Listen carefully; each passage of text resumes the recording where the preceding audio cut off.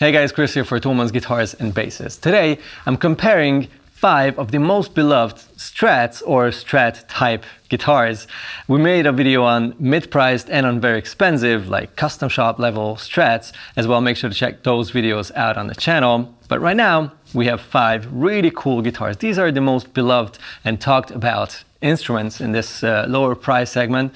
The most affordable ones today are the Harley Benton ST59 and the Cort G110. Next one is the Yamaha Pacifica 112, which is a classic, like beginner's guitar. It's a bit more expensive than the other two. And then the most expensive duo today, out of these 5 at least, are the Carlton S3 and the good old Squier Classic Vibe 50s Strat. This one right here. I'm really looking forward to this. Let's start with a clean comparison round and then I'll walk you through the setup I'm using today.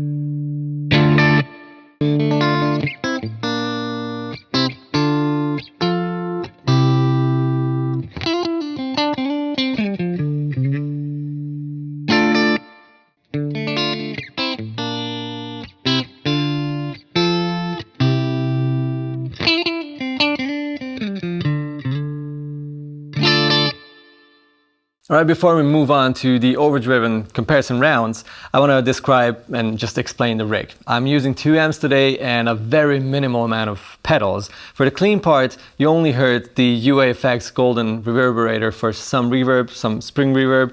That's it. Otherwise, I was going straight into the 2 amps I'm using today. One is the Rev D20, which is going into a Harley Benton 2x12 cabinet, and the other amp is a Marshall SV20, which is the mini plexi that goes into a PRS 2x12 cabinet. And now for the Overdriven comparison rounds, I will use one single pedal, the J Rocket Caliber 45, which is a British voiced, pretty transparent low gain drive or low to mid gain drive. Let's get into it.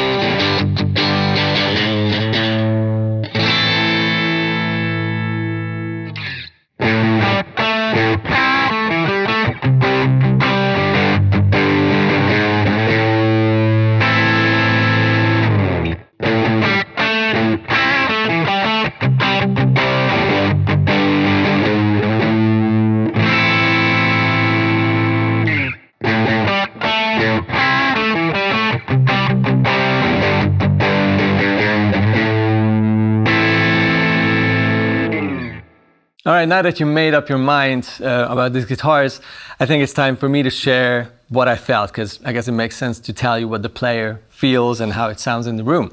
So let's start with this guitar.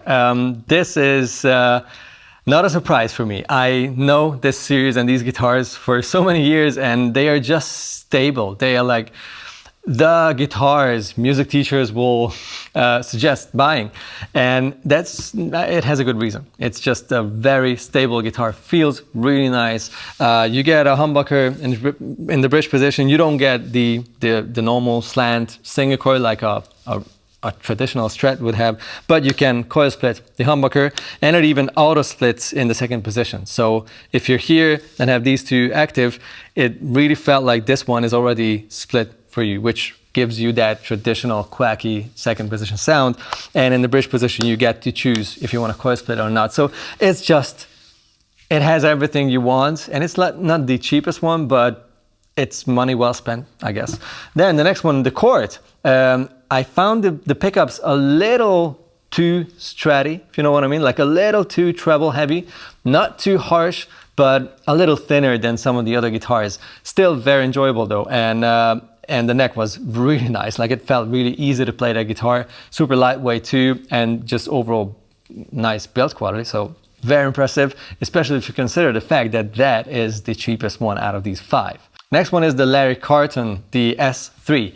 In terms of looks, it is my favorite one. It just looks absolutely beautiful. In terms of neck profile and just playability, ergonomics, all of those things, wow, like definitely my favorite one. The pickups though, it's the opposite of the Cort. I felt like it's just super hot and super warm. Like I was expecting to hear single coil pickups, and I had the punch in the mid-range of almost like P90s, like super loud and very warm.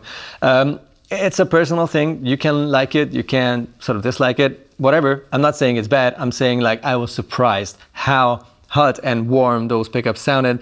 Again, a humbucker in the bridge position, which you cannot split, but yeah, if you want that anyhow, I guess that's not the biggest issue.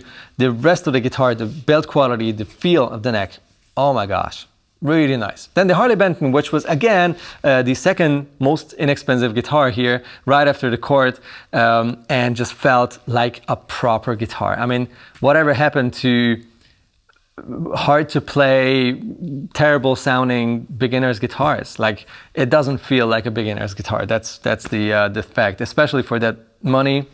Very, very impressive. The pickups sound a little flatter to me than, for example, the Squier, but hey, maybe you don't like too much sparkle, maybe you like a bit rounder tone, well then maybe that's your thing even. And then the Squier Classic Vibe 50 Strat, I mean, come on, there's a good reason for this series, the Classic Vibe series, to be the most hyped and beloved Squier series. It's hard to believe that that guitar doesn't cost way more. It feels great, it plays great. I mean, the frets could be a little more, rounded off and all those things, but altogether, the way it looks, the way it sounds, and the way it plays, it feels, it's very, very impressive. I can only recommend actually any of these guitars, to be honest, because at their price point, they do have a very strong, spec list and just a feature set. Let me know in the comments below which one was your favorite out of these 5 guitars. And also, of course, if you have any other suggestions, what kind of guitars, what kind of subjects you want to see on our channel. You guys take it easy. Make sure to subscribe to the channel if you enjoy what we're doing here, and see you down there in the comments. Bye-bye.